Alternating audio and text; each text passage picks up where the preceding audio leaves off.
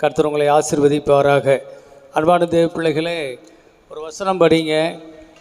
மேலும் நீங்கள் விசுவாசம் உள்ளவர்களால் ஜெபத்திலே எவைகளை கேட்பீர்களோ அவைகளை எல்லாம் பெறுவீர்கள் என்றார். கவனிச்சிங்களா? நீங்கள் விசுவாசம் உள்ளவர்களாய் ஜெபத்தில் எவைகளை எல்லாம் கேட்பீர்களோ அவைகளை எல்லாம் பெற்றுக்கொள்வீர்கள். அப்போது ஜெபம் வேண்டும். ஜெபத்தில் என்ன இருக்கணும்? விசுவாசம், ஜெபம். அல்லேலூயா சொல்லுங்க பார்ப்போம். விசுவாசம் உள்ள ஜெபம் செய்யணும். அப்போது இதை நாம் கற்றுக்கொள்ள வேண்டும். போன வாரத்தில் நான் உங்களுக்கு அதை சொன்னேன். இன்றைக்கும் நான் மறுபடியும் உங்களுக்கு அதை சொல்லி உங்களுக்கு இன்னும் சில புதிய காரியங்கள் அதில் வரும். நீங்கள் கவனித்து கொள்ளும்படி உங்களை அன்புடன் கேட்டுக்கொள்கிறேன். அன்பான பிள்ளைகளை, சோத்திரம். விசுவாசம் இல்லாமல் தேவனுக்கு பிரியமாயிருப்பது கூடாத காரியம். அது நல்லா எல்லாருக்குமே தெரிஞ்ச வசனம்தான். அப்போ விசுவாசம் என்பது என்ன? எப்படிப்பட்ட விசுவாசம்? அது தேவன் மேல் வைக்கும் விசுவாசம், தேவன் இடத்திலிருந்து நமக்கு வரும் விசுவாசம், தேவனை பற்றிய விசுவாசம். நாம் நம்ம இஷ்டத்துக்கு கொள்ளுகிற விசுவாசம் இல்லை. பார்த்துங்களேன். அப்போ இது தேவனை பற்றின ஒரு விசுவாசம். இது வேறங்க. இது முழுக்க முழுக்க வேற. அப்போ இதை நம்ம எப்படி கண்டுபிடிப்பது, எப்படி கற்றுக்கொள்வது அப்படின்னு சொன்னீங்கன்னா, இதுக்கு தேவன்கிட்ட தான் போகணும். தேவனே, உமக்கு ஏற்ற விசுவாசம் என்ன என்பதை நீர்தான் எனக்கு கற்றுத்தர வேண்டும் என்று நாம் தேவனிடத்தில் போய் அங்கே தான் கற்றுக்கொள்ளணும். ஆகவே ஸ்தோத்திரம். நாம் நான் விசுவாசித்தேன், நீ எனக்கு கொடுக்கல, போ, நான் உன்னை நம்ப மாட்டேன் இனிமே அப்படின்னு போகிறதெல்லாம் இல்லை. தேவன் அதான் சொல்கிறேன். நம்ம விசுவாசம் ஒன்று இருக்குது. நம்ம இந்த சின்ன குழந்தைகளுக்கெல்லாம் நம்ம ஜெபம் பண்ண கற்றுக் கொடுப்போம். எப்படி சொல்லிக் கொடுப்போம்? ஆண்டவரே, டாடி ஆசீர்வதியும், மம்மி ஆசீர்வதியும், அக்காவை ஆசீர்வதியும், சச்சா ஆசீர்வதியும் அப்படின்னு சொல்லி ஆரம்பத்தில் ஜெபம் சொல்லி கொடுத்தேன் எங்கள் பிள்ளைகளுக்கு. அப்புறம் கொஞ்ச நாள் ஆனோடனே கொஞ்சம் விளக்கமாக என்ன வேணுமோ அதையே அப்பாக்கிட்ட கேட்குற மாதிரி, அம்மாக்கிட்ட கேட்குற மாதிரி கேளுன்னு சொல்லி கொடுத்தேன். அது மாதிரி கேட்டாங்க. அதே மாதிரி ஜெபத்துக்கு வரும்போதும் ஜெபிக்க முடியாத பிள்ளைகளுக்கு அப்படி தான் ஜெபம் பண்ண சொல்லி கற்றுக் கொடுத்தேன். ஆனால் அது அல்ல விசுவாசம். விசுவாசம் அப்படின்னு கேட்டு வர்றதல்ல. அருமையான தேவ பிள்ளைகளை, இது வேதத்தை அறிந்து கொள்ளணும். தேவன் யார் என்பதையும், தேவனுடைய இருதயத்தில் என்ன இருக்கிறது, தேவனுடைய சட்ட திட்டங்கள் என்ன, தேவனுக்கு எது பிடிக்கும், தேவனுக்கு எது பிடிக்காது என்பது எல்லாம் நாம் அறிந்து கொண்டு நாம் ஜெபிக்கும் போது தான் அது தேவனுக்கு ஏற்ற விசுவாசமாக இருக்கும். அல்லேலூயா சொல்லுங்க பார்ப்போம். ஆகவே ஸ்தோத்திரம். அதனால தான் நம்ம என்ன செய்யணும்? வேதத்தை அறியாமல், வேதத்தை வாசிக்காமல் ஜெபிக்கிறனுடைய ஜெபம் எனக்கு அருவருப்பாக இருக்கிறது என்று நீதிமொழியில் சொல்லி இருக்கிறது. அதனால் தேவனுடைய பிள்ளைகளை நம்ம வேதத்தை வாசித்து நம்ம ஜெபிக்கும் போது என்ன நடக்கும்? தேவ சித்தம் என்னென்னு நம்ம தெரிஞ்சுக்குவோம். அல்லேலூயா சொல்லுவோம். அப்போ நம்ம ஜெபிக்கும் போது நம்முடைய ஜெபம் எப்படி இருக்கும்? ஷார்ப்பாக இருக்கும். தீட்டப்பட்ட சவரன் கத்தி மாதிரி இருக்கும். நம்ம அதிக பலன் தர வேண்டியது இல்லை. வாழை மரத்தை வெட்டுறதுக்கு ஒரு கத்தி, தீட்டப்பட்ட கத்தியாக இருந்தால் என்ன செய்யலாம்? ஒரே வெட்டில் ஒரு மரத்தை ஃபுல்லாகவே சாய்ச்சிடலாம். ஆனால் அதே கத்தி உண்மையாக இருந்துச்சுன்னா என்ன செய்யணும்? ரொம்ப நேரம் வெட்டிக்கிட்டே இருக்கணும். வெட்ட வெட்ட மரம் துண்டாகாது. உள்ளேருந்து தண்ணி சாறு தான் வந்துக்கிட்டே இருக்கும். அந்த மரம் நாராக போயிட்டுருக்குமே தவிர வெட்டுப்படாது, இல்லைங்களா? அது மாதிரி நம்முடைய ஜெபம் என்ன செய்யும்? பிரயோஜனம் இல்லாத ஜெபம். பல நாள் அழுகிறேன், பல நாள் கெஞ்சுறேன், பல நாள் மன்றாடுறேன், எத்தனையோ நாள் உபவாசிக்கிறேன், ஆனாலும் என் ஜெபம் கேட்கப்படலை, என் காரியம் அப்படியே இருக்குது, என் குழப்பம் தீரலை, என் சண்டை தீரலை அப்படின்னு சொல்கிறோமே. அப்போ என்ன அர்த்தம்? நாம் ஜெபத்தை மாற்ற பார்க்கணும். அல்லேலூயா சொல்லுவோமா? நம்ம அந்த மாதிரி செய்யும்போது நம்ம ஜெபத்தில் ஏதோ ஒரு குறை இருக்கிறது. அப்போ தேவனுக்கு ஏற்ற ஜெபம் அது இல்லை அப்படின்னு புரிஞ்சுக்கிட்டு அப்போ என்ன செய்யணும்? தேவனுக்கு ஏற்ற ஜெபம் என்ன என்பதை நாம் தெரிஞ்சு நாம் அந்த ஜெபத்துக்கு நம்ம மாறிடணும். மாறித்தான் ஆகணும். ஒரு 10 வருஷம் அதில் ஜெபம் பண்ணி பார்த்தோம், ஒரு பலனும் இல்லை. அந்த மாதிரி ஜெபம் நிறைய பேர் சொல்லி கொடுத்தாங்க, நானும் செஞ்சேன். ஆனால் பலன் இல்லைன்னு சொல்லும்போது அப்போ சரியான ஜெபம் இதுதான்னு வேதம் நமக்கு சொன்னால் உடனே என்ன செய்யணும்? நம்ம மாறிக்கணும். அதெல்லாம் முடியாது, என் ஜெபத்தை நான் பண்ணிட்டு தான் இருப்பேன் அப்படின்னு பிடிவாதம் பண்ணினீங்கன்னா அப்போ நீங்கள் உங்களே ஏமாற்றிக்கிறீங்க. இன்னொரு 10 வருஷம் ஜெபிங்க, உங்களுக்கு ஒரு பலனும் வராது. அதான் பலன். அதான் இப்போ தான் பார்த்துட்டீங்கல்ல. அப்போ என்ன செய்யணும்? கொஞ்சம் கூட நம்ம வந்து மாறி நம்முடைய விசுவாச ஜெபத்தை நாம் செய்வதற்கு நாம் கற்றுக்கொண்டு ஜெபிக்க வேண்டும். அல்லேலூயா சொல்லுங்கள். அதுதான் நான் வந்து உங்களுக்கு இந்த நாட்களிலே நான் சொல்லி கொடுத்து கொண்டிருக்கிறேன். அன்பான தேவ பிள்ளைகளே, அதுக்கு நாம் எடுத்துக்கிட்ட ஒரு உதாரணம் யாருன்னு சொன்னால் ஆபிரகாம். ஆபிரகாம் ஏன் எடுத்தோம்? ஆபிரகாம் தான் விசுவாசிகளின் தகப்பன். ஆபிரகாம் வந்து நம்முடைய விசுவாசத்துக்கெல்லாம் ஒரு முன்னோடியாக இருந்தவர். அவரை தான் தேவன் விசுவாசிகளின் தகப்பன்னு அவரை வச்சிருக்கிறாரு, கர்த்தரே வச்சிருக்கிறாரு. அருமையான தேவ பிள்ளைகளை, அவரை குறித்து நம்ம படித்தோம். ஆதியாகமம் 15ஆம் அதிகாரம் 1-6 வசனம் வரைக்கும் போன வாரம் படித்தோம். ஆபிரகாமை பார்த்து கர்த்தர் சொன்னார், ஆபிரகாமே நீ பயப்படாதே, நான் உனக்கு கேடகமும் மகா பெரிய பலனுமாக இருக்கிறேன் அப்படின்னு சொன்னார். ஆனால் அந்த வார்த்தையில் அவனுக்கு சந்தோஷமே வரல. அவன் ரொம்ப துக்கமாக தான் இருந்தான். ஏன் ஆபிரகாமேன்னு கேட்ட பொழுது, போங்க ஆண்டவரே, எனக்கு என்ன கிடைக்கும்? எனக்கு இன்னும் குழந்தை இல்லையே, என் வீட்டில் இருக்கிற வேலைக்காரனுக்கு பிள்ளைகள் இருக்குது, அதுதான் என் வீட்டில் பிள்ளைகளாக இருக்கிறாங்க, எனக்குன்னு பிள்ளைகள் இல்லையே என்று சொல்லி அவன் ஏங்கினான். எனக்கு என்ன தருவீர் அப்படின்னு. அப்போ இல்லை ஆபிரகாமே, நான் அவனை சொல்லி அழைச்ச மாதிரியே நான் அவனுக்கு கண்டிப்பாக செய்வேன், நீ கொஞ்சம் வெளியே வான்னு சொல்லி வானத்துக்கு அண்ணாந்து பார்க்கும்படி சொன்னார். வானத்தை அவன் அண்ணாந்து பார்த்தபொழுது ஏராளமான நட்சத்திரங்கள் தெரிஞ்சது. அதையெல்லாம் என்னன்னு சொன்னார், எண்ண முடியல. உன் சந்ததி இவ்வளவா இருக்கும், எண்ண முடியாத அளவுக்கு உன் சந்ததி பூமியில் இருக்கும் அப்படின்னு ஆண்டவர் அன்னைக்கு ஆபிரகாமுக்கு சொன்னார். அப்போ அன்னையிலிருந்து அவன் அதை பார்த்தான். கூடாரத்துக்கு வெளியில் கட்டளை போட்டுக்கிட்டு அந்த வானத்தில் இருக்கிற நட்சத்திரங்களை பார்த்து அது மின்னும்போது அதை பார்த்து சிரித்தான். அந்த ஒவ்வொரு நட்சத்திரம் அவனுடைய குழந்தைன்னு நினச்சி, என் குழந்தைகள்லாம் என்னை பார்த்து சிரிக்குது அப்படின்னு சொல்லி அதை ரசித்து கொண்டிருந்தான். ஆபிரகாம் அதை விசுவாசித்தான், அது அவனுக்கு நீதியாக எண்ணப்பட்டது. அல்லேலூயா சொல்லுவோமா? ஆபிரகாம் அதை விசுவாசித்தான். ஆபிரகாம் அதுக்கு ஒரு தரிசனத்தையும் கொடுத்து, இதுதான், இப்படித்தான் உன் குழந்தை இருக்க போகிறாங்க, எண்ணவே முடியாது, கடற்கரை மணலை போல் இருப்பாங்க, பூமியின் தூளை போல் இருப்பாங்க, ஆகாயத்து அதில் இருக்கிற நட்சத்திரங்களைப் போல உன் சந்ததி பூமியில் இருக்கும்னு சொன்னார். ஆகவே சோத்ரம், அப்படிப்பட்ட ஒரு குழந்தை கூட இல்லாத ஒருவனுக்கு கர்த்தர் இப்படி ஒரு வாக்கை கொடுத்து அவனை அதிலேயே வழி நடத்தி கொண்டு வந்தார். அருமையான தேவ பிள்ளைகளே, இன்றைக்கு நீங்கள் பார்த்தீங்கன்னா ஆபிரகாம் அப்படிங்கிற ஒரு மனுஷன், அவனுடைய சந்ததி தான் என்னது இன்னைக்கு இருக்கிற மெசொப்பொத்தேமியா தேசத்தில் இருக்குது, பாலஸ்தீனா தேசத்தில் இருக்குது. இன்றைக்கி சீரியான்னு சொல்கிற தேசம், அன்னைக்கு சீரியான்னு சொல்லுது, சீரியா தேசத்தான் தான் இந்த ஆபிரகாம். சிரியா எங்கே இருக்குது? அதுதான் ஈரான். ஈரான் இருக்குல்ல, இன்றைக்கி சண்டை நடந்துட்டு இருக்குல்ல, ஈரான். அதுதான் ஈரானில் இருந்து தான் அவனை கர்த்தர் என்ன செஞ்சார், நீ கானான் தேசத்துக்கு போ அப்படின்னு இஸ்ரவேலுக்கு கூட்டிகிட்டு வந்தார். எனக்கு இருக்கிற அந்த எருசலேம் இருக்கு இல்லையா, அதான் கானான், அங்கே கூட்டிகிட்டு வந்தார் ஆண்டவர். அப்போது எல்லாம் அங்கே, அப்போ ஆபிரகாம் ஒரு மனுஷன்தான். அப்போ ஆபிரகாமை தேவன் சொன்னபடி ஆசீர்வதித்த பொழுது ஆபிரகாமுக்கு வந்து இப்போ யூத ஜனங்கள், யூதர்கள், உலகத்திலேயே மிக பிரபலியமான மிக சிறந்த எத்தனை 23 25 நோபல் பிரைஸ் பெற்றவர்கள் யூதர்கள் தான். பெரிய சாதனை செய்தவர்கள், விஞ்ஞானத்தில் அறிவியலில் ரொம்ப முன்னேற்றம் கண்டவர்கள் யூதர்கள் தான். அறிவியல தேவ பிள்ளைகளை, அந்த மாதிரி மிகப்பெரிய ஞானவான்களாக இருக்கக்கூடியவர்கள் யூதர்கள். அது ஒரு பெரிய கூட்டம், பயங்கர சவால் விடுகிற, உலகத்துக்கே சவால் விடுகிற மக்கள் யூத ஜனங்க. அது ஒரு கூட்டம். அது எங்கிருந்து வந்துச்சு? ஆபிரகாம் மூலமாக வந்துச்சு. அதே மாதிரி இஸ்மவேல்னு ஒரு சந்ததி, அது எங்கிருந்து வந்துச்சு? ஆபிரகாம் மூலம் வந்துச்சு, அதான் முஸ்லீம்கள். அதே மாதிரி கிறிஸ்தவர்கள், அது எங்கிருந்து வந்துச்சு? இதே ஆபிரகாம் மூலமாக இயேசு பிறந்து இயேசுவை விசுவாசிக்கிற அனைவரும் ஆபிரகாமின் சந்ததி எனப்பட்டது. அப்போ இவங்கெல்லாம் யார்? ஆபிரகாமின் சந்ததி. யார்? நீங்களும் நான் என்ன சொல்கிறோம்? ஆபிரகாமின் சந்ததி நாம் பேர் வச்சுக்கிறோம் இல்லையா? அப்போ இன்றைக்கி இந்த வேத வசனம் நிறைவேறிடுச்சு. இன்றைக்கி ஒருத்த மனுஷன் இன்னைக்கு தன்னந்தனியாக இருந்த அந்த ஆபிரகாம், இன்றைக்கி அவனுடைய சந்ததி வானத்து நட்சத்திரங்கள் மாதிரி இருக்குது, கடற்கரை மணலை மாதிரி இருக்குது, பூமியின் தூள் மாதிரி இருக்குது. எங்கே திரும்பினாலும் ஆபிரகாம் சந்ததி தான். ஆபிரகாம் சந்ததி தான் இன்றைக்கி பூமி முழுதும் நிரப்பி வச்சு கிடக்குது.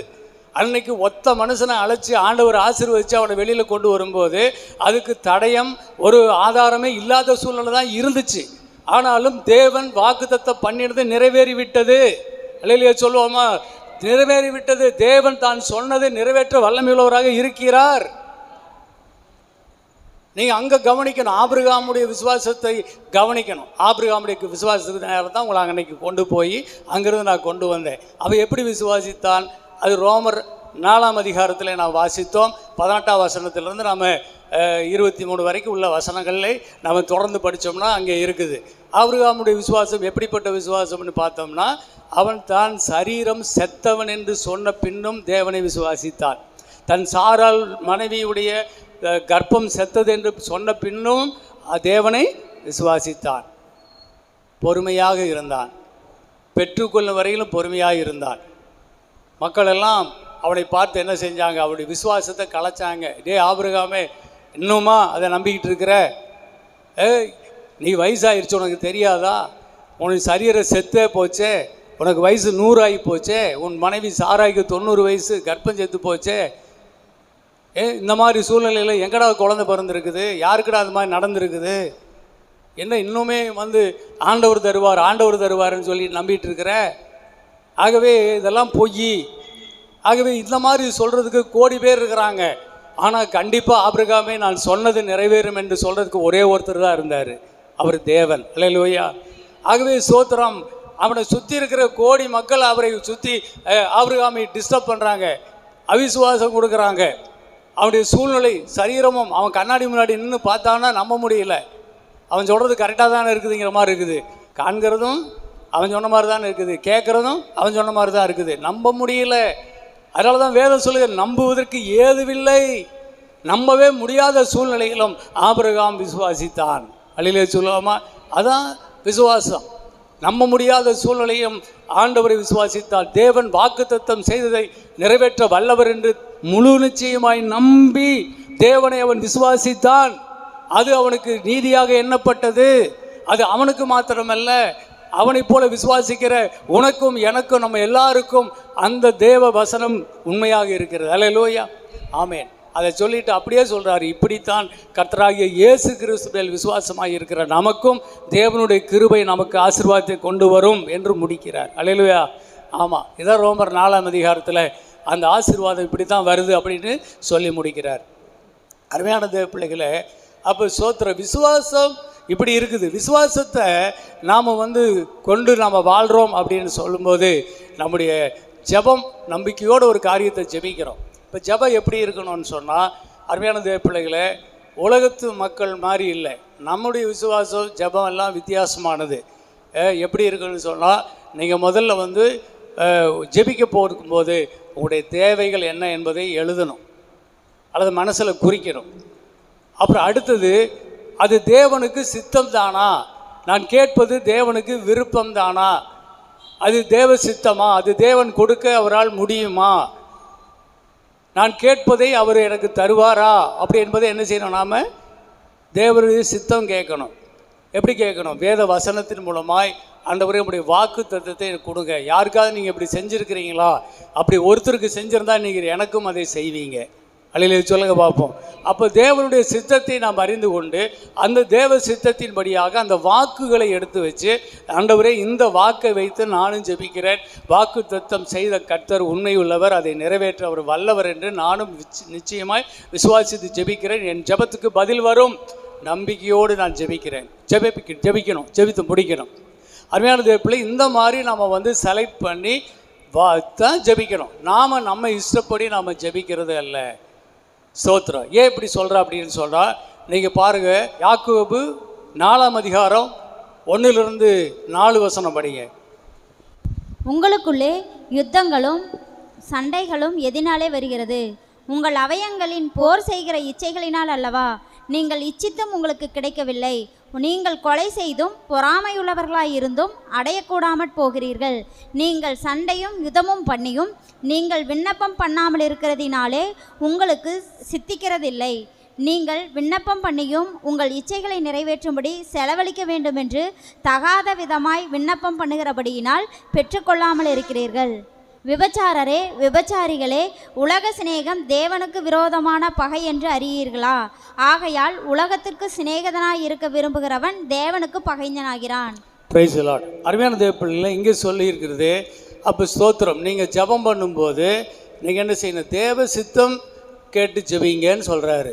நீங்கள் உங்கள் சுய இச்சை நிறைவேறும்படி நீங்கள் ஜெபம் பண்ணீங்கன்னா உங்கள் ஜெபம் என்ன செய்யாது? கேட்கப்படாது.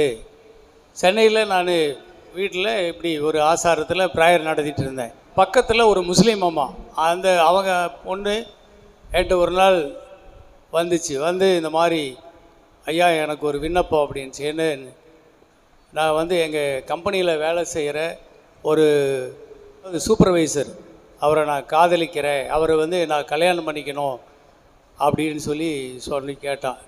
ஏம்மா அவன் இந்து பையன், என்னமோ கோபாலகிருஷ்ணன் என்னமோ சொன்னான். நீ முஸ்லீமாக இருக்கிற எப்படிம்மா அப்படின்னு. இல்லை பரவாயில்லையா அப்படின்னா. சரின்னு சொல்லி அன்றைக்கி ஜெபம் பண்ணி விட்டேன். மறுபடியும் அடுத்த வாரம் மறுபடியும் ஜெபம் பண்ணான். அப்புறம் இப்போது அவன் என்கிட்ட பேசவே மாட்டேங்கிறான், பார்க்கவே மாட்டேங்கிறான் அப்படின்னு. சரி எப்படிம்மா, அவன் யார், எங்கே இருக்கிறான்னு மறுபடியும் கொஞ்சம் விசாரித்தா, அவன் ஏற்கனவே திருமணமானவன், அவனுக்கு ஒரு குழந்தை இருக்குது அப்படின்னு சொல்கிறான். அதுக்கு நான் 2 வாரமாக ஜெபம் பண்ணிகிட்ருக்கிறேன். 2 வாரமாக ஜெபம் பண்ணுறேன். அப்புறம் 3வது வாரத்தில் அதை இப்படி சொன்ன உடனே எனக்கு தூக்கி வாரி போட்டுச்சு. ஏவா, ஒரு கல்யாணம் பண்ணி குழந்தையோடு இருக்கிறானே, அவனை போய் நீ எப்படி லவ் பண்ணுறேன்னு சொல்கிற? அவனுக்கு நான் வேணும்னு சொல்லி ஏசுனார்கிட்ட கேட்க சொல்கிறேன். என்னை போட்டு ஏமா இப்படியெல்லாம் இந்த மாதிரி ஜபத்துக்கெல்லாம் பதில் வராதுமா அப்படின்னு சொல்லிட்டேன். அப்போது இது மாதிரி தங்களுடைய சுய ஆசை, சுய சித்தம் நிறைவேறுவதற்காக என்ன செய்கிறாங்க? ஜெபம் பண்ண ஆசைப்படுகிறாங்க. அப்படிப்பட்ட ஜெபங்கள் என்ன செய்யாது? கேட்கப்படாது. அப்படிப்பட்ட ஜெபங்கள் செய்வதனால் என்ன உண்டாகுன்னு சொல்லுது? நீங்கள் இச்சித்தும் உங்களுக்கு கிடைக்கவில்லை, நீங்கள் கொலை செய்தும் பொறாமை உள்ளவர்களாக இருந்தும் அப்புறம் என்ன செய்கிறீங்க? அடையக்கூடாமல் போகிறீர்கள். நீங்கள் சண்டையும் யுத்தமும் பண்ணியும் நீங்கள் விண்ணப்பம் பண்ணாமல் இருக்கிறதுனால உங்களுக்கு சித்திக்கிறது இல்லை. என்ன பண்ணணும்? சரியான இடத்துக்கு வரணும். தப்பான இடத்துலையே இருந்துக்கிட்டு தேவ சமூகத்தில் ஒப்புரவாகாமல் தொடர்ந்து ஜெபம் பண்ணிகிட்டு இருந்தால் என்ன இருக்கும்? சண்டைகளும் யுத்தங்களும் தான் இருந்துக்கிட்டே இருக்கும். ஆகவே நீங்கள் விண்ணப்பம் பண்ணியும் உங்கள் இச்சைகள் நிறைவேறும்படி செலவழிக்க வேண்டும் என்று தகாத விதமாய் விண்ணப்பம் பண்ணுகிறபடியினால் பெற்றுக்கொள்ளாமல் இருக்கிறீர்கள். அவ்வளோதான் விஷயம். அது நல்லா புரிந்து கொள்ளணும். அப்போ சோத்திரம் இதே மாதிரி ரொம்ப யோக்கியனாக பேசிட்டு வர்றாருல ஆண்டவர் மன்னிச்சுக்குங்க. யாரை பற்றி? ஆபிரகாம் பற்றி. இதே ஆபிரகாம் ஒரு இடத்துல சிலிப்பாகிறார். அவன் மனுஷன் தானே. பல இடத்துல என்ன செய்யுது? பெரிய பெரிய பரிசுத்தவான்களும் விழுதலும் எழுதலும் இருந்துக்கிட்டு தான் இருக்குது.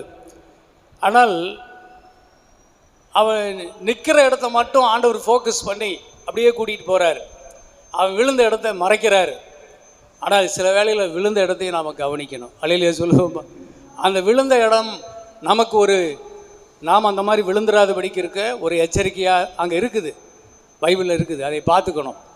பாருங்கள், ஒரு நாள் இந்த ஆபிரகாமுக்கு தெளிவாக தான் ஆண்டவர் சொல்லிட்டு போயிருந்தார். ஒரு முறை இல்லை, பல முறை. அவன் எப்பெல்லாம் விசுவாசத்தில் பலவீனப்படுவானோ அப்பெல்லாம் கர்த்தர் என்ன செய்வார்? அவனுக்கு தோன்றி அவனுக்கு விசுவாசத்தை பலப்படுத்தி, ஆபிரகாமே பயப்படாதே, உனக்கு நான் துணையாக இருக்கிறேன், உன் சந்ததியை நான் ஆசீர்வதிக்கிறேன், உன்னை பெறுகிறேன் சொல்லிகிட்டே தான் இருக்கிறாரு. அப்படி இருந்தும் அவன் மனைவியினுடைய கர்ப்பம் செத்து போச்சு.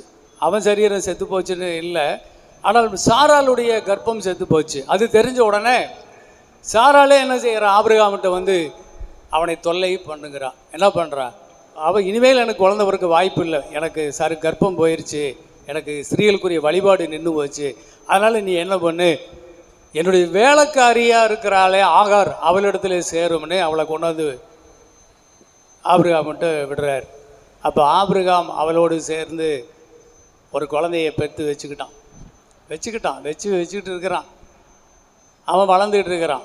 அருமையான பிள்ளைகளே, ஆதியாகமம் 17ஆம் அதிகாரத்தில் ஆண்டவர் திரும்ப வர்றார். வந்துட்டு, ஆபிரகாமே, நான் சர்வ வல்லமையுள்ள தேவன், நீ எனக்கு முன்பாக நடந்து உத்தமனாயிரு அப்படின்னு சொல்லி மறுபடியும் ஆரம்பிக்கிறார்.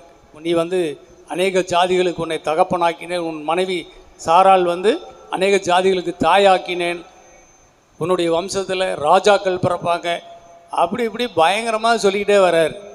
எல்லாத்தையும் கேட்டுட்டு அவன் என்ன சொல்கிறான்? சிரிச்சுக்கிட்டு, அவன் இருக்கட்டும் ஆண்டவரே, இனிமே அதுக்கு வாய்ப்பு இல்லை ஆண்டவரே, நானோ கிழவன், நானோ சரீரம் செத்தவன், என் மனைவி சாராய் கர்ப்பம் செத்தவள், இனி எங்களிடத்திலிருந்து குழந்தை பிறக்குமோ? கண்டிப்பாக பிறக்க வாய்ப்பு இல்லை. இதோ நாங்கள் ஒரு ப்ரொடக்ஷன் பண்ணி வச்சுருக்கிறோம். யார் வச்சுருக்கிறோம்? இஸ்மவேலை ரெடி பண்ணி வச்சுருக்கிறோம். அவனை உங்களுக்கு முன்பாக நான் விடுறேன். அவனை எடுத்து அவனை ஆசீர்வதிங்க. அவன் மூலமாக என்ன செய்யட்டும்? சந்ததி வளரட்டும். உமக்கு எதுக்கு கஷ்டம்? என்னமோ ஆண்டவருக்கு பெரிய தயவு பண்ணுற மாதிரி என்ன செய்கிறான்? எடுத்து கொடுக்குறான். ஆண்டவர் சொல்கிறாரு, இவன் அல்ல, உன் கர்ப்ப பிறப்பாய் இருக்கிறவனே உனக்கு வாரிசாக இருப்பான். அப்போது ஆண்டவர் அதில் ரொம்ப ஜாக்கிரதையாக இருக்கிறாரு. இவன் ஆகாரம் வச்சுக்கிட்டு, ஆகாரம் சாரால் கொடுத்தான்னு ஒரு பிள்ளையை வச்சுக்கிட்டு, அவன் மூலமாக ஒரு குழந்தைய பெற்றுக்கிட்டு அவளை கொண்டாந்து ஆண்டவர்கிட்ட காட்டினா ஆண்டவர் அது ஏற்றுக்குவாருன்னு இவன் நம்பிக்கிட்டு இருக்கிறான். அதுதான் பாருங்கள், அது அவன் தன் சுய இச்சையில் இழுப்புண்டு சிக்குண்டு சோதிக்கப்படுகிறான். தேவன் சோதிக்கிறவர் அல்ல. அல்லேலூயா சொல்லுவோமா? ஆமாம், இதே யாக்கோபு தான் நினைக்கிறேன். யாக்கோபு 1ஆம் அதிகாரம் 12ஆம் வசனத்தை படிங்க. சோதனையை செய்கிற மனுஷன் பாக்கியவான், அவன் உத்தமன் என்று விளங்கின பின்பு கர்த்தர் தம்மிடத்தில் அன்பு கூறுகிறவர்களுக்கு வாக்குத்தத்தம் பண்ணின ஜீவ கிரீடத்தை பெறுவான். 13, 14. சோதிக்கப்படுகிற எவனும் நான் தேவனால் சோதிக்கப்படுகிறேன் என்று சொல்லாதிருப்பானாக. தேவன் பொல்லாங்கினால் சோதிக்கப்படுகிறவர் அல்ல, ஒருவனையும் அவர் சோதிக்கிறவரும் அல்ல. அவனவன் தன் சுய இச்சையினாலே இழுக்கப்பட்டு சிக்குண்டு சோதிக்கப்படுகிறான். பின்பு இச்சையானது கர்ப்பம் தரித்து பாவத்தை பிறப்பிக்கும், பாவம் பூரணமாகும் போது மரணத்தை பிறப்பிக்கும். என் பிரியமான சகோதரரே, மோசம் போகாதிருங்கள். அவ்வளோதான். அருமையான தேவ பிள்ளைகளை, அதில் தெளிவாக சொல்கிறாரு. ஃபஸ்ட்டு 12ஆம் வசனம் சோதனையை சகிக்கிற மனுஷன் பாக்கியவான், அவன் உத்தமன் என்று விளங்கின பின்பு கர்த்தர் தம்மிடத்தில் அன்பு கூறுவர்களுக்கு வாக்குத்தத்தம் பண்ணின ஜீவ கிரீடத்தை பெறுவான். அதே தேவ சித்தப்படி காத்திருக்கிறது அவனுக்கு கண்டிப்பாக ஜீவ கிரீடம் உண்டு. தேவன் சொன்னதை நிறைவேற்றி தருவார். ஆனால் அடுத்த வசனம் வேற. இதுக்கு 2 பேருக்கு பயங்கர தூரம் இருக்குது. ஆகவே இங்கே சோதிக்கப்படுகிறவன், இது வேற சோதனை. இது என்னன்னா, சோதிக்கப்படுகிற எவனும் நான் தேவனால் சோதிக்கப்படுகிறேன் என்று சொல்லாதிருப்பானாக. தேவன் பொல்லாங்கினால் சோதிக்கிறவர் அல்ல, ஒருவனையும் அவர் சோதிக்கிறவரும் அல்ல. அவனவன் தன் சுய இச்சையினால் இழுப்புண்டு சிக்குண்டு சோதிக்கப்படுகிறான். பின்பு இச்சையானது கர்ப்பம் தரித்து பாவத்தை பிறப்பிக்கும், பாவம் பூர்ணமாகும் போது மரணத்தை பிறப்பிக்கும். பிரியமான சகோதரரே, மோசம் போகாதீங்க. அல்லேலூயா, சோத்திரம். அன்பான தேவ பிள்ளைகளே, எது எடுத்தாலும் எல்லாமே கடவுள் தான் தராரு. கடவுள் தான் தரார். வியாதி யார் கொடுக்குறார்? கர்த்தர் தான் கொடுக்குறார். தரித்திரத்தை யார் கொடுக்குறார்? தேவன் தான் தராரு. ஆமாம், இப்படி சபிக்கப்பட்ட ஒரு வாழ்க்கை யார் கொடுத்தா? கடவுள் தான் கொடுத்தாரு. எல்லாம் இந்த கடவுள் தான் தராருங்க அப்படின்னு சொல்லி எல்லாத்தையும் மொத்தமாக தூக்கி அவர் மேலேயே போட்டுறது. உபத்திரவம், எந்த உபத்திரவத்துக்கு காரணம் கர்த்தரா? படிங்க, லூக்கா 21ஆம் அதிகாரம் 12 படிங்க. இவைகளெல்லாம் நடப்பதற்கு முன்னே என் நாமத்தை நிமித்தம் அவர்கள் உங்களை பிடித்து ஜெப ஆலயங்களுக்கும் சிறைச்சாலைகளுக்கும் ஒப்புக்கொடுத்து ராஜாக்கள் முன்பாகவும் அதிபதிகள் முன்பாகவும் உங்களை இழுத்து துன்பப்படுத்துவார்கள். ஆனாலும் அது உங்களுக்கு சாட்சியாவதற்கு ஏதுவாயிருக்கும். ஆகையால் என்ன உத்தரவு சொல்லுவோம் என்று கவலைப்படாதிருக்கும்படி உங்கள் மனதிலே நிர்ணயம் பண்ணிக்கொள்ளுங்கள். உங்களை விரோதிக்கிறவர்கள் ஒருவரும் எதிர் பேசவும் எதிர் நிற்கவும் கூடாத வாக்கையும் ஞானத்தையும் நான் உங்களுக்கு கொடுப்பேன். பெற்றாராலும் சகோதரராலும் பந்து ஜனங்களாலும் சிநேகிதராலும் காட்டி கொடுக்கப்படுவீர்கள். உங்களில் சிலரை கொலை செய்வார்கள். என் நாமத்தை நிமித்தம் எல்லாராலும் பகைக்கப்படுவீர்கள். ஆனாலும் உங்கள் தலைமயிரில் ஒன்றாகிலும் அழியாது. உங்கள் பொறுமையினால் உங்கள் ஆத்துமாக்களை காத்து கொள்ளுங்கள். போதும். அருமையான தேவ பிள்ளைகளை, இங்கே ஒரு உபத்திரவத்தை பற்றி ஆண்டவர் சொல்கிறார். உங்களுக்கு ஒரு உபத்திரவம் வரும், நான் அதை முன்னமே நான் உங்களுக்கு சொல்கிறேன் அப்படின்னு சொல்கிறார். என்ன உபத்திரவம்? விசுவாசிக்கிற உங்களை பிடித்து, யார் பிடிப்பா? விசுவாசம் இல்லாதவர்கள் பிடித்து உங்களை ஜெப ஆலயங்களிலே கூட ஒப்பு கொடுத்து, ராஜாக்களுக்கு முன்பாகலாம் உங்களை ஒப்பு கொடுத்து உங்களை துன்பப்படுத்துவார்கள், உங்களை சிறையில் அடைப்பார்கள், உங்களை அடிப்பார்கள், உங்களை துன்பப்படுத்துவார்கள். இது உங்களுக்கு இருக்கும். இது அங்கே இங்கே கூட இல்லை, உங்கள் வீட்டில் கூட இருக்குங்கிறாரு. பிள்ளைகள் மேலே விசுவாசம் இல்லாத பெற்றோர்களும் இல்லாத பெற்றோர்கள் விசுவாசம் உள்ள பிள்ளைகள் மேலும் என்ன செய்வாங்க? எதிர்ப்பை தெரிவிப்பாங்க. இது எதனாலன்னா, சுவிசேஷத்தை நிமித்தம். ஆண்டவர் சொன்னார், எனக்கே அப்படி நடந்துச்சு, என்னையே இந்த உலகம் அப்படி புறக்கணித்ததானால் உங்களையும் புறக்கணிப்பார்கள். பச்சை மரத்துக்கே இந்த பாடு என்றால் பட்ட மரமாகிய உங்களுக்கும் இந்த பாடுகள் இருக்கும். சுவிசேஷத்து நிமித்தம் உங்களுக்கு பாடுகள் இருக்கும். இந்த நற்செய்தி இதை போய் உலகமெங்கும் அறிவியுங்கள். உங்கள் பாவங்களிலிருந்து விடுவிக்கப்பட்டீர்கள், உங்கள் சாபங்களிலிருந்து மீட்கப்பட்டீர்கள், தேவனுக்கும் உங்களுக்கும் நடுவாய் இருந்த எல்லா பிளவுகளும் நீங்கி உங்களுக்கு தேவனுக்கு சமாதானம் உண்டாயிருக்கிறது என்பது உலகத்துக்கு சொல்லப்படும் ஒரு பெரிய நற்செய்தி. இயேசுவாகிய நான் வந்து அதை செய்து முடித்து விட்டேன், நீங்கள் பெற்றுக்கொண்டு நீங்களும் போய் மற்றவர்களுக்கு இதை அறிவியுங்கள். இது நற்செய்தி. இந்த செய்தியை போய் சொல்லப்போனால் என்ன செய்கிறா? இயேசுவை பற்றி பேசக்கூடாது, இயேசு இல்லைன்னு சொல்லு, இயேசுவுக்கும் இந்த நாட்டுக்கும் என்ன சம்பந்தம், இயேசு வெளிநாட்டு சாமி அப்படின்னு சொல்லி இயேசுவை நீ கும்பிடக்கூடாது அப்படின்னு சொல்லி பிடிச்சி அடிக்கிறானுங்க. இன்றைக்கி நடந்துகிட்டு இருக்குது. இதை சொல்லவே தேவையில்லை, நடந்துகிட்டு தான் இருக்குது இதெல்லாம். அப்போ இதையெல்லாம் தான் வந்து தேவ பிள்ளைகளாகிய நமக்கு ஆண்டவர் முன்கூட்டி சொல்லி வைத்திருக்கிற உபத்திரவம். இதற்காக நம்ம என்ன செய்கிறது? இது வந்து வரும் காலத்தில் நீங்கள் அதை புரிந்து கொள்ளுங்க. ஏதோ புதுசாக வந்துருச்சுங்கிற மாதிரி நினைக்காதீங்க. நான் இது ஏற்கனவே உங்களுக்கு சொல்லி வைக்கிறேன்னு சொல்லி வச்சார். இந்த உலகத்தில் 2 கூட்டம் இருக்குது. விசுவாசமுள்ள கூட்டம், அது நாம். விசுவாசமே இல்லாத கூட்டம் ஒன்று இருக்குது, அது இந்த உலகத்தின் மக்கள். அவங்களுக்கு நமக்கு என்ன இருக்குது? இந்த போராட்டம் இருந்துகிட்டு தான் இருக்கும். அவங்களால தான் நமக்கு தொந்தரவு இருக்கும். இதைத்தான் அவர் சொன்னார். மற்றபடி என்னால் உங்களுக்கு எந்த தொந்தரவும் வரவே வராது. அல்லேலூயா சொல்லுவோம். நான் உங்களுக்கு எந்த உபத்திரவத்தையும் நான் அனுமதிப்பது இல்லை அப்படின்னு சொல்லிட்டார். அப்போ வியாதி, மஞ்சக்காமால, கிட்னி ஃபெயிலியரு நீங்கள் தரலையா? ஆண்டவர் தானே கொடுத்தீங்க. கேன்சர் நீங்கள் தானே கொடுத்தீங்க.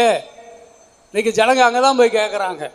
ஆண்டவர் நோயை கொடுத்து என்னைய சோதிக்கிறாரு, வியாதியை கொடுத்து என்னை அவர் பக்கமாக இழுக்கிறாரு அப்படின்னு நிறைய பேர் என்ன செய்கிறாங்க? வியாதியும் நோயும் என்ன செய்யுது? இயேசு கொடுத்தாரு, அப்படி கொடுத்து அவர் அடித்து சபைக்கு கொண்டு வராருன்னு நினைக்கிறாங்க. அப்படியெல்லாம் கிடையாதுங்க. தயவுசெய்து அப்படியெல்லாம் இல்லவே இல்லை. வியாதி ஏற்கனவே இந்த உலகம் பாவத்தில் எப்போ போச்சு அப்போவே வியாதி உலகத்தில் வந்துருச்சு. இந்த பொல்லாதவன் பொல்லாங்கன் நாள்தோறும் இந்த உலகத்தை என்ன செய்கிறான்? கெடுத்து வச்சிருக்கிறான். சாபமும் பாவமும் நோயும் தரித்திரமும் இதெல்லாம் வந்து ஆதாமுடைய பாவத்தினால் பூமியில் ஏற்கனவே நுழைந்து விட்ட ஒரு விஷயம்.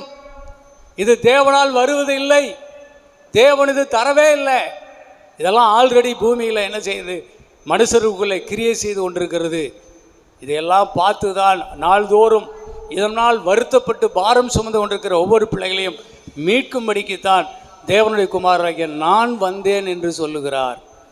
நான் கொல்ல வரல, நான் அழிக்க வரல, நான் திருட வரல, நான் ஜனங்களை வேதனைப்படுத்த வரல, நான் உலகத்தை நான் நியாயம் தீர்க்க வரல, உலகத்தை ஆக்கினைக்குள்ளாக தீர்க்கும்படி வரல, உலகத்தை ரட்சிக்கும்படி நான் வந்திருக்கிறேன். ஆகவே நான் ஜீவனை கொடுக்கிறேன், அந்த ஜீவனை பரிபூர்ணப்படுத்தவும் தான் நான் வந்தேன். இதில் மாறவே மாறாதீங்க. இது சத்தியங்க. இது கர்த்தர் எங்கேயுமே யாருக்குமே நோயை கொடுத்து, வியாதியை கொடுத்து, சாபத்தை கொடுத்து, தரித்திரத்தை கொடுத்து, குழந்தை இல்லாமல் வச்சு யாரையுமே தண்டிக்கிறதெல்லாம் அவருடைய சித்தம் இல்லை. அதெல்லாம் பிசாசுடைய வேலை, அதெல்லாம் சாத்தானுடைய வேலை. அதையெல்லாம் தான் ஆண்டவராக இயேசு கிறிஸ்து சிலுவையில் சுமந்து தீர்த்து விட்டார். அல்லேலூயா. தீர்த்து விட்டார், முடிச்சிட்டேன்னு சொல்கிறார். உன் வியாதியை, உன் பலவீனத்தை, உன் நோயை நான் சிலுவையில் சுமந்து தீர்த்தேன். உன் பாவங்களுக்காக, உன் பாவங்களை நான் ஏற்றுக்கொண்டு நான் பாவங்களுக்காக நான் செத்தேன் என்று சொல்லுகிறார். நான் செத்தேன்.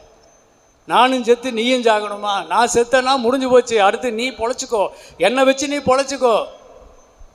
வியாதி, என்னுடைய கடன் தீர்ந்து விட்டது, இனி எனக்காக அந்த வியாதியை சுமந்து ஒரு மறுத்து விட்டார். இந்த வியாதினால் நான் சாகவே முடியாது, நான் சாகவே மாட்டேன். ஏனென்றால் அங்கே ஒன்று இருக்குது, அவர் முடிச்சிட்டாரு. ஆகவே நான் சாக மாட்டேன். நீ நம்ப மாட்டியா? நீ நம்ப மாட்டியா? இதுதான் சுவிசேஷம். ஆகவே நீ இனிமே நான் வியாதியில் சாவேன் என்று நீ முடிவு பண்ணியிருந்தால் வேதம் என்ன சொல்லுகிறது? அங்கே ஒரு சத்தியம் சொல்லுது. இங்கே ஒரு டாக்டர் சொல்கிறாரு நீ செத்துருவே நோய் இல்லைங்கிற. அங்கே ஒரு டாக்டர் என்னை படைத்த டாக்டர் சொல்கிறாரு, அதை நான் தீர்த்துட்டேன், நீ படைச்சிக்கிட்டேன்னு சொல்கிறார். அல்லையிலே சொல்லுங்க பார்ப்போம். நாம் இதை விசுவாசித்து நாம் பிழைக்க கற்றுக்கொள்ள வேண்டும். இதுக்கு தான் விசுவாசி, இதுக்கு தான் விசுவாசி.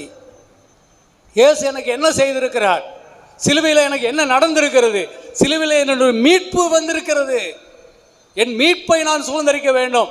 அதை நான் சொல்லி கொடுத்தேன்னா நான் நல்ல ஊழியக்காரன்.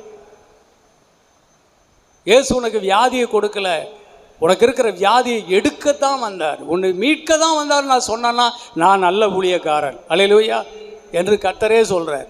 அதை நீங்கள் புரிந்து கொள்ளுங்கள் அன்பான தேவ பிள்ளைகளே. அப்போ ஸ்தோத்திரம். இவ்விதமாக ஆண்டவருடைய பிள்ளைகளாகிய நமக்கு விசுவாசம் இப்படி உண்டாகணும். ஒரு நாள் இயேசு கிறிஸ்துவை அந்த பொண்ணு விசுவாசித்தான். பெரும்பாடு உள்ள ஸ்திரீ 12 வருஷம் பெரும்பாடு இருந்துச்சு இல்லையா, அது விசுவாசித்தான். கேள்விப்பட்டு விசுவாசிட்டான். நான் அந்த இயேசு பின்னாடி போய் அவருடைய வஸ்திரத்தின் ஓரத்தை தொடுவேன், தொட்டால் சுகமாவேன். அதே மாதிரியே போய் கூட்டத்தின் நடுவில் பூந்து போய் தொட்டுட்டான். தொட்ட உடனே அவரிடத்துல வல்லமை பாய்ந்தது, அவள் சுகமாயிட்டான். அப்போ இயேசு அவளை கொண்டு வந்து முன்னாடி வரும்படி சொல்லி அவள் வந்து நிற்கிறான். மகளே, உனக்கு என்ன நடந்துச்சு? என்னிடத்துலேருந்து வல்லமை புறப்பட்டது. அப்போ அவள் சொன்ன, ஆண்டவரே, நான் 12 வருஷம் பெரும்பாடுவோடு ஜீவித்து கொண்டிருந்தேன், உம்மை பற்றி கேள்விப்பட்டேன், விசுவாசித்தேன், வந்து தொட்டேன், சுகமாயிட்டேன். அல்லையிலே சொல்லுங்க பார்ப்போம். அந்த பொண்ணுக்கு தேவன் சுகம் கொடுத்தால் அதே தேவன் எனக்கும் சுகம் தருவார், அதே தேவன் உனக்கும் சுகம் தருவார். அப்போ விசுவாசம் உன்னை ரட்சித்தது. இயேசு என்ன சொன்னார்? உன் விசுவாசம் உன்னை ரட்சித்தது. மகளே, உன் விசுவாசம் உன்னை ரட்சித்தது, நீ சுகமடைந்தால் நீ வேதனை நீங்கி சுகமாயிரு, அனுப்பி வைத்தார். அப்போ 12 வருஷம் முடியாத ஒரு விஷயம், எந்த வைத்தியராலும் முடியாத ஒரு விஷயம், எவ்வளவு பண செலவு பண்ணியும் வெற்றி பெறாத ஒரு விஷயம், இயேசுவை விசுவாசித்து எப்போது நடந்து முடிந்தது. அல்லேலூயா சொல்லுவோமா? இதுதான், இதுக்குள்ளே நீங்கள் வரணும். இந்த விசுவாசம் என்கின்ற இந்த தேவனை விசுவாசிக்கிற இந்த கட்டுக்குள்ளே வரணும். தேவன் ஒருவரால் முடியும். உலகத்தில் எல்லா மருந்தும் எல்லா டாக்டர்களும் கைவிட்டாலும் தேவனால் முடியும். அல்லேலூயா. தேவனால் கூடும், தேவனால் எல்லாம் கூடும் என்கின்ற ஒரு விசுவாசம் ஒன்று இருக்கிறது தேவ பிள்ளைகளே. அது தேவனிடத்தில் வந்து தேவனை பற்றி நீங்கள் கேள்விப்பட்டு அந்த தேவனிடத்திலிருந்து அந்த விசுவாசத்தை நீங்கள் பெற்றுக்கொண்டு நம்புகிறேன் நம்பிக்கையோடு நீங்கள் அதை விசுவாசித்து அறிக்கை பண்ணி அதை ஜெபமாக்கி அதுக்கு அப்படி வந்தீங்கன்னா அது உங்களுக்கு கண்டிப்பாக உங்கள் வாழ்க்கையில் நிறைவேறும். அல்லையிலே சொல்லுங்க பார்ப்போம். அப்போ விசுவாசம் ஜெபம் பண்ணி முடித்த பிறகு ஜெபத்துக்கு பதில் வர வரைக்கும் ஒரு கேப் இருக்குல்ல, அந்த கேப் ரொம்ப முக்கியம். அந்த இடத்துல தான் என்ன செய்யுது, நிறைய மனிதர்கள் என்ன செய்கிறாங்க, அவிசுவாசத்தை அதிருப்தியை கொடுக்கக்கூடிய மனிதர்கள் நம்முடைய விசுவாசத்தை கெடுத்து விடுகிறார்கள். அதனாலே நம்முடைய நம்பிக்கை தொலைஞ்சு போயிடுது. அல்லையிலே சொல்லுவோம். அதற்கு இதாக சொன்ன பேதுரு தண்ணியில் நடந்து வந்தான், ஆண்டவரையே பார்த்துட்டு வந்தான், வார்த்தையை கவனித்து நடந்துட்டான். திடீர்னு ஒரு அலை வந்துச்சு, உள்ளே போயிட்டான்.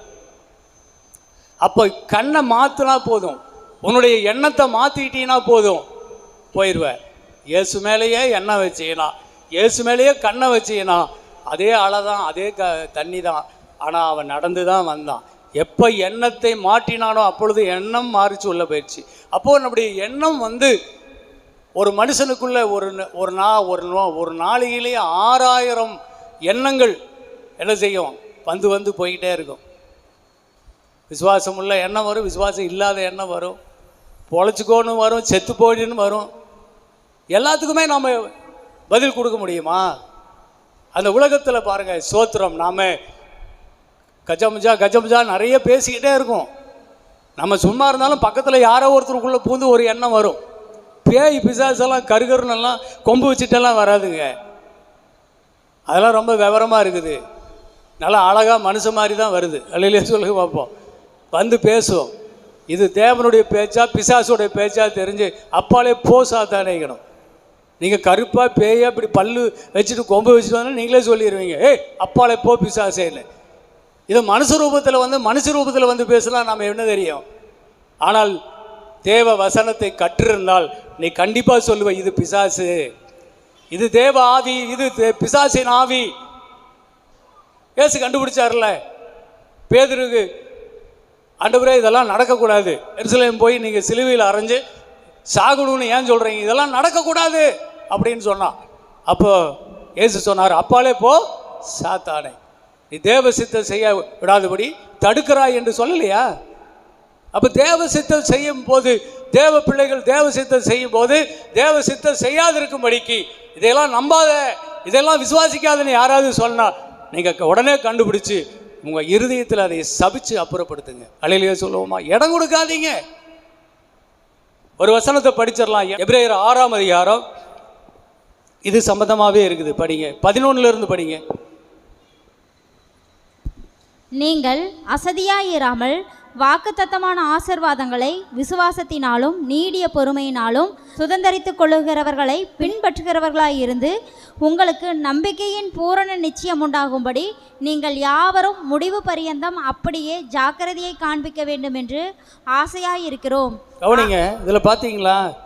நீங்கள் அசதியாக இருக்காதீங்க, வாக்குத்தத்தமான ஆசீர்வாதங்களை விசுவாசத்தினாலும் நீடிய பொறுமையினாலும் சுதந்திரித்து கொள்ளுகிறவர்களை பின்பற்றுவர்களாய் இருங்கள்.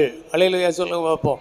தேவ பிள்ளைகளை நீங்கள் விசுவாசிகள் ஆயிட்டீங்க, நீங்கள் கர்த்தருடைய பிள்ளைகளாகி வந்து சபைக்கு வந்துட்டதுக்கு பிறகு நீங்கள் இப்போ என்ன செய்யணும்? அசதியாக இருக்கக்கூடாது. நீங்கள் என்ன செய்யணும்? வாக்கு தத்தங்களை பிடித்து கொண்டு ஆசீர்வாதங்களை விசுவாசத்தினாலும் நீடிய பொறுமையினாலும் யாரெல்லாம் பெற்றுக்கொண்டார்களோ அவர்களை நீங்கள் கவனிங்க, அவர்களை நீங்கள் சிநேகிதராக்கி கொள்ளுங்க, அவங்களோட ஃப்ரெண்டாக இருங்க. உன் ஃப்ரெண்டை குறித்து ஜாக்கிரதையாயிரு. நீ இப்போ விசுவாசி ஆகினது பிறகு என்ன செய்யாது? உன் எண்ணத்தை, உன் கண்களை கண்ட பக்கமாய் போக விடாது. இதுதான் நீதிமொழிகள் 4ஆம் அதிகாரம் 22 சொல்லுது, நீ உன்னுடைய வேத வசனத்தை கண்டுபிடி, அதை உன் கண்களை விட்டு விலக்காதிரு, அவைகளுக்கு உன் செவியை திறந்து வை, அவைகளை கவனித்திரு, அவைகள் உன் இருதயத்தில் இருக்கட்டும், அவைகள் உன் வாயினாலே அறிக்கை செய், அதையே நம்பியிரு, அப்பொழுது உனக்குள்ளிருந்து ஜீவ ஊற்றுகள் புறப்பட்டு வரும். அற்புதம் நடக்கும், கண்டிப்பாக நடக்கும். பொறுமையாக இருந்து, அந்த நீடிய பொறுமையாக இருந்து அந்த ஆசீர்வாதமான வாக்குத்தத்தங்களை சுதந்திரித்து கொண்டவர்களை மட்டும் கவனித்து பாரு. ரொம்ப தெளிவாக இருக்கணும் இந்த விஷயத்தில். அடுத்தது சொல்கிறாரு, உங்களுக்கு நம்பிக்கையும் பூரண நிச்சயம் உண்டாயிருக்கும்படி நீங்கள் யாவரும் முடிவு வரைந்தும் அப்படியே ஜாக்கிரதையை காண்பிக்க வேண்டும் என்று ஆசையாக இருக்கிறோம். ஆபிரகாமுக்கு தேவன் வாக்குத்தத்தம் செய்தபோது ஆணையிடும்படி தமிழும் பெரியவர் ஒருவரும் இல்லாதபடியினால் தமது பேரிலே தானே ஆணையிட்டார். அழிலே சொல்லி பார்ப்போம். ரொம்ப முக்கியமான விஷயம். ஏன்னா இதில் நம்முடைய நங்கூரம் எப்படி போடுறது. ஒரு கப்பல், என் தங்கச்சி கூட அழகாக பாடுவா, விசுவாச கப்பல் ஒன்று செல்கின்றது, புயல் வந்த போதும் தென்றல் வீசும் போதும் அசைந்தாடி செல்கின்றது அக்கறை நோக்கி. நம்மெல்லாம் விசுவாச கப்பல் போயிட்டுருக்குறோம்.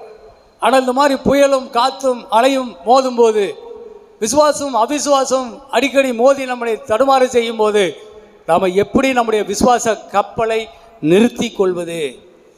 இந்த பேரலைக்கு நாம் இந்த நங்கூரம் போட்டு உடனே என்ன செய்வான்? கப்பல் மாலுமி நங்கூரம் போட்டு அதை என்ன செய்வான்? கப்பலை அடியில் போட்டு உறுதியாக நிறுத்திக்குவான். அப்போ இதில் 2 மாறாத விசேஷங்கள். நாம் உறுதியாய் நம்மை நிலைநிறுத்திக் கொள்வதற்காக தேவன் 2 மாறாத உடன்படிக்கையை செய்திருக்கிறார். அதான் அடுத்த பகுதியில் இருக்குது. டக்குன்னு சொல்லிடுறேனே. ஒன்று ஆபிரகாமுக்கு என்ன செய்தார்? அங்கே இந்த காரியம் நடந்த பிறகு ஆபிரகாமுக்கு பலி செலுத்த கொண்டு வர சொல்கிறார். அவன் பலி பொருளை வெட்டி வைக்கிறான். 2 பக்கம் ஆடு மாடுகளை வெட்டி வைக்கிறான். அதெல்லாம் அப்படியே ரத்தம் நடுவில் ஓடுது. அந்த ரத்தத்தின் நடுவில் கர்த்தர் நடந்து ஆபிரகாமோடு கூட உடன்படிக்கை செய்தார். ஆபிரகாமே, நீ பார்க்கிற இல்லை இந்த கானான் தேசம், 7 ஜாதிகள் உள்ள இந்த தேசம், இதை நான் உனக்கும் உன் பிள்ளைகளுக்கும் நான் கொடுத்தேன். இந்த தேசம் எம்மட்டோ அவ்வளவு தூரம் நீ நடந்து திரி, இது உனக்கும் உன் பிள்ளைகளுக்குமான தேசம், நான் கொடுத்து விட்டேன் என்று சொன்னார். அதான் அங்கே முதல் ஆணை. அந்த ஆணை அப்போ ஏன் ஆபிரகாம் உலகத்தில் அத்தனை பேரும் அக்கம் பக்கத்தில் இருக்க அவ்வளோ பேரும் அவிசுவாசம் சொல்லியும் இவன் நம்பாம தேவன் மேல் மட்டும் ஏன் விசுவாசம் வைக்கிறான்னா, தேவன் இரத்தத்தின் மேலே எனக்கு உடன்படிக்கை செய்தார். இரத்தம் என்பது என்ன? ஜீவன். தேவன் தன்னுடைய ஜீவன் மேல் எனக்கு உடன்படிக்கை செய்திருக்கிறார்.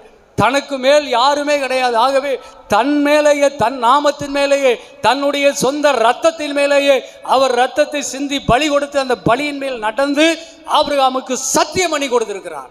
அவர் மாறுவாரா? அதுதான் நங்கூரம். ஆபிரகாமுடைய விசுவாசம் எங்க பதிஞ்சிருந்துச்சு? தேவனுடைய வார்த்தை. அது தேவனுடைய இரத்தத்தினால் செய்யப்பட்ட உடன்படிக்கையின் வார்த்தை. ஆகவே இதை நான் நம்புவேன். என் சரீரம் செத்தா என்ன, 100 வருஷம் ஆனா என்ன, இன்னும் எவ்வளவு நாள் ஆனா என்ன, தேவன் தான் சொன்னதை நிறைவேற்ற வல்லவர். அவர் தேவன், அவர் செய்வார். போட்டான் பாருங்க, அதான் நங்கூரம். அதுக்கு அடுத்த வசனம் இது சொல்லிட்டு சொல்லுது, நிச்சயமாகவே நான் உன்னை ஆசீர்வதிக்கவே ஆசீர்வதிப்பேன், உன்னை பெருகவே பெருக பண்ணுவேன் அப்படின்னு சொல்றாரு. சொல்லிட்டு அப்படியே கீழே வராரு. கீழே வந்துட்டு இன்னும் அடுத்தது என்ன சொல்றாரு? படிச்சிடறியாமா? 17 படிவா. அந்தப்படி தேவனும் வாக்குத்தத்தம் பண்ணப்பட்டவைகளை சுதந்தரித்துக் கொள்ளுகிறவர்களுக்கு தமது ஆலோசனையின் மாறாத நிச்சயத்தை பரிபூரணமாய் காண்பிக்கும்படி சித்தமுள்ளவராய் ஓர் ஆணையினாலே அதை ஸ்திரப்படுத்தினார். நமக்கு முன் வைக்கப்பட்ட நம்பிக்கையை பற்றி கொள்ளும்படி அடைக்கலமாய் ஓடி வந்த நமக்கு 2 மாறாத விசேஷங்களிலால் நிறைந்த ஆறுதல் உண்டாகும்படிக்கு எவ்வளவேனும் பொய்யுரையாத தேவன் அப்படி செய்தார். அந்த நம்பிக்கை நமக்கு நிலையும் உறுதியும் திரைக்குள்ளாக போகிறதுமான ஆத்தும நங்கூரமாய் இருக்கிறது. நமக்கு முன்னோடினவராகிய இயேசு மெல்கிசேதேக்கின் முறைமையின்படி நித்திய பிரதான ஆசாரியராய் நமக்காக அந்த திரைக்குள் பிரவேசித்திருக்கிறார். ஆமென். அன்பான தேவ பிள்ளைகளே, ஸ்தோத்திரம். அங்கே ஒரு பிரமாணம், ஒரு உடன்படிக்கை, பழைய காலத்து உடன்படிக்கை, அந்த இரத்தத்தில் தேவன் செய்தது. பொய்யுரையாத தேவன் அதை செய்தார். அதே மாதிரி இப்பொழுது அதே பொய்யுரையாத தேவன் புதிய உடன்படிக்கையின் மாறாத உடன்படிக்கை அவருடைய குமாரனாகிய இயேசுவையே நமக்கு அனுப்பி அவரை கல்வாரி சிலுவையிலே அந்த கொழுமரத்தில் ஏற்றி அவரை நமக்காக கொல்ல ஒப்பு கொடுத்தார். அருமையான தேவ பிள்ளைகளே, அவர் நமக்கு பரிகாரியாகி அவர் தன்னுடைய இரத்தத்தினாலே நம்மை பாவமர கழுவி நம்மை சுத்திகரித்து நம்மை என்றென்றைக்குமாய் பரிசுத்தப்படுத்தி என்றென்றைக்குமாய் தேவனுக்கு முன்பாக நிற்கும்படி நம்மை அவர் ஆசீர்வதித்திருக்கிறார். அல்லேலூயா சொல்லுங்க. ஆகவே சோத்திரம், அந்த உடன்படிக்கை. அதனால தான் கல்வாரி சிலுவையை பார்க்கணும். அன்றைக்கு ஆபிரகாம் தன்னுடைய நிலையிலிருந்து விசுவாசத்தில் மாறாதிருக்கிறதுக்கு ஒரே ஒன்றை உறுதியாய் பார்த்து கொண்டிருந்தான். என்னென்றால், அக்கினி ஜுவாலை போன்ற தேவன் புகைக்காடாய் அந்த பலிபீடத்தின் பலியின் மேலே இறங்கி அந்த பலியிலே நடந்தது, அவர் பேசினதை நான் பார்த்தேன், நான் கேட்டேன். அல்லேலூயா. அதில் உறுதியாக இருந்தேன்.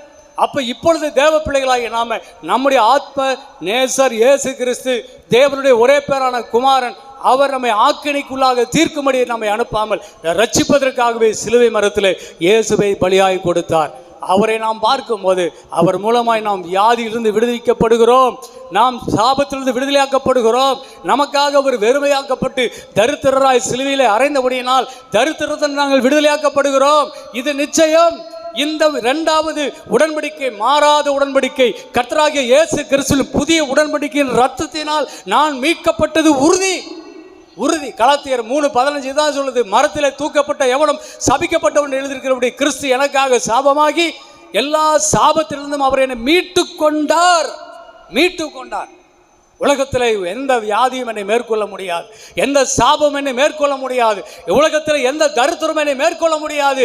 நான் ஆசீர்வதிக்கப்பட்டவன் தான், நான் சுகவான் தான், நான் பலவான் தான். அல்லேலூயா சொல்லுங்க பார்ப்போம். ஆமென். நான் புது சிருஷ்டி தான், நான் புதிய தேவ பிள்ளை தான். நாம் ஜெபிக்கலாமா தேவ பிள்ளைகளே? ஸ்தோத்திரம். சொல்லிட்டேன், மனசில் பிடிச்சிக்குங்க உறுதியாக. அருமையான தேவ பிள்ளைகளே, சொல்கிறேன், விசுவாசிங்க, அதுக்கப்புறம் ஜெபம் பண்ணுங்க. அல்லேலூயா சொல்லுவோமா? இதையெல்லாம் விசுவாசிங்க, அதுக்கப்புறம் ஜெபம் பண்ணுங்க. இதில் ஆழமாக மனசை போடுங்க. நங்கூரம் இங்கே போடுங்க. புதிய ஏற்பாட்டு விசுவாசிகள் எங்கே போடணும்? 2 மாறாத விசேஷங்கள். ஒன்று, ஆபிரகாம் விசுவாசித்தான். அவன் எப்படி அந்த ரத்தத்தை விசுவாசித்து அந்த பலியை விசுவாசித்து பழைய உடன்படிக்கை ஆண்டவர் இவ்வளவு பெரிய அற்புதத்தை செய்வாரானால் புதிய உடன்படிக்கையின் பிள்ளைகள் நமக்கு அதை விட அதிகம். அல்லேலூயா சொல்லுங்க. அங்கே இருக்குது என் நங்கூரம், அங்கே இருக்குது என்னுடைய நங்கூரம், என் கப்பலின் நங்கூரம் அங்கே இருக்குது. ஆகவே இங்கிருந்து ஒருத்தன் வந்தாலும் இங்கே வந்தாலும் அங்கே ஒருத்தன் பின்னாடி வந்தாலும் முன்னு யாருமே நான் அசைக்க முடியாது. என் நங்கூரம் இயேசுவின் உடன்படிக்கையின் ரத்தத்தில் பதிய வைத்திருக்கிறேன். அதான் ஜபத்துக்கு ஆதாரம். கேட்கப்படும் விசுவாசமுள்ளவராகி நீங்கள் ஜபத்தில் எவைகளை கேட்டாலும் அதை நீங்கள் பெற்றுக்கொள்வீர்கள். ஜபத்துக்கு பெற்றுக்கொள்கிற நாட்களுக்கு இடையே நீங்கள் ரொம்ப ஜாக்கிரதையாக இருப்பதற்கு உங்கள் நங்கூரம் அங்கேயே இருக்கட்டும். அலையிலேயே சொல்லுவோமா? ஆமாம். கர்த்தர் உங்களை ஆசீர்வதிப்பாராக.